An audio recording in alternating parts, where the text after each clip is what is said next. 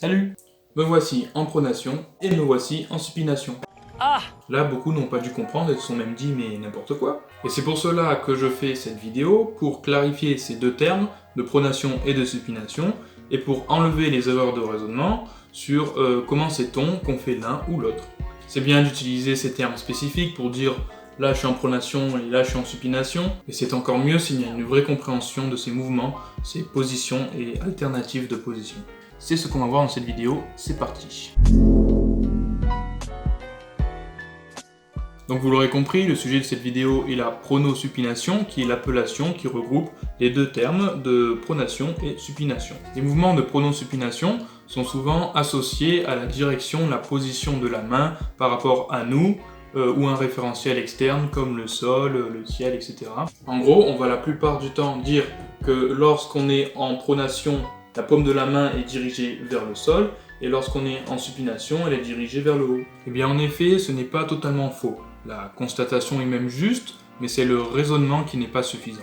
On ne peut pas se permettre de se fier uniquement à la direction de la paume de la main. En effet, il y a un paramètre plus important à prendre en compte pour déterminer s'il y a pronation ou supination.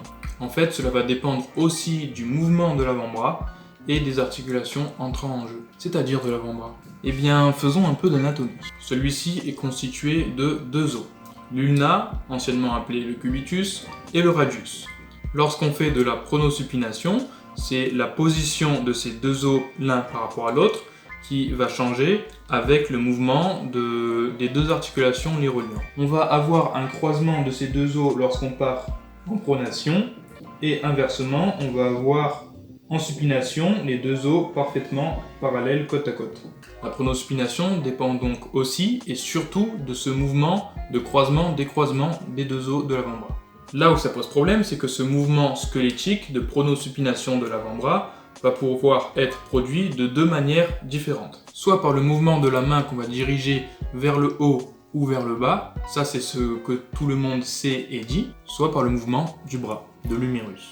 Donc en gros, soit par la rotation d'une extrémité de l'avant-bras pendant que l'autre est fixe, soit l'inverse. Donc là c'est fixe, et c'est là qu'on va avoir une rotation. Dans les deux cas, il y a ce croisement-décroisement des os de l'avant-bras. D'ailleurs, on retrouve ce principe d'extrémité fixe ou mobile pour tous les mouvements du corps. Pour prendre l'exemple d'une rotation plus évidente que celle de la pronosupination, il y a la rotation de la hanche, où on va pouvoir avoir soit le pied mobile avec le tronc fixe pour avoir la rotation d'une hanche, soit le pied fixe avec le tronc qui lui tourne pour avoir la rotation de cette même hanche. Ce qui détermine ici la rotation de la hanche, c'est tout simplement la rotation de la tête du fémur dans son emplacement se trouvant dans le bassin. Dans les deux cas, pied fixe ou pied mobile, c'est ce qui se passe. Donc il y a une rotation de hanche. Pour la pronosupination, c'est moins évident, mais c'est le même principe. Ce qui la détermine, ce qui permet de constater qu'elle est présente, c'est bien ce mouvement de croisement-décroisement des os de l'avant-bras. Tant qu'il est là, alors il y a pronosupination.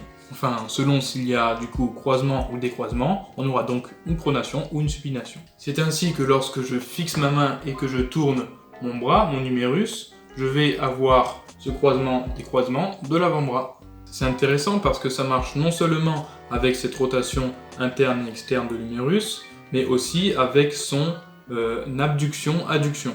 Donc là, je suis les bras légèrement pliés en pronation. Lorsque je vais faire une adduction, et bien là, il va y avoir ce décroisement et donc une supination. Et si je reviens, adduction, à nouveau pronation. Je vais vous montrer avec le squelette, ça sera plus explicite.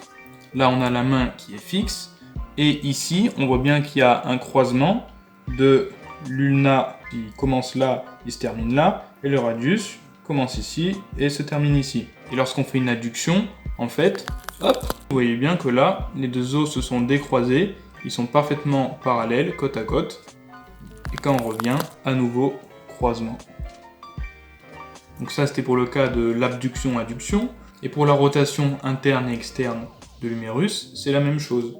Ici, donc en rotation externe, je suis en pronation. Lorsque je viens faire une rotation interne, hop, décroisement des deux os, donc supination. Et là, rotation interne, donc croisement des deux os, donc pronation, alors que la main n'a pas bougé dans les deux cas. Pour conclure, Il y a bien plusieurs manières de faire de la pronation ou de la supination. Cependant, il est vrai que le mouvement qui va être le plus fonctionnel et qui va être utilisé dans 99% des cas, c'est bien cette rotation de la main et non le mouvement du bras qui ne sert lui à rien. Mais voilà, c'est intéressant de savoir que du point de vue théorique, il y a des alternatives. Merci de m'avoir écouté. Si tu as des doutes sur certaines choses dans cette vidéo ou si tu as d'autres questions existentielles, n'hésite pas à venir vers moi, il n'y a pas de problème. Il y a dans la description tout ce que tu veux, le Instagram, c'est déjà pas mal. N'oubliez pas de vous abonner. Non, parce que je vous connais, il y en a plein qui regardent les vidéos mais ils sont même pas abonnés. C'est inacceptable. Allez, je vous dis à bientôt dans le labo. Tchuss!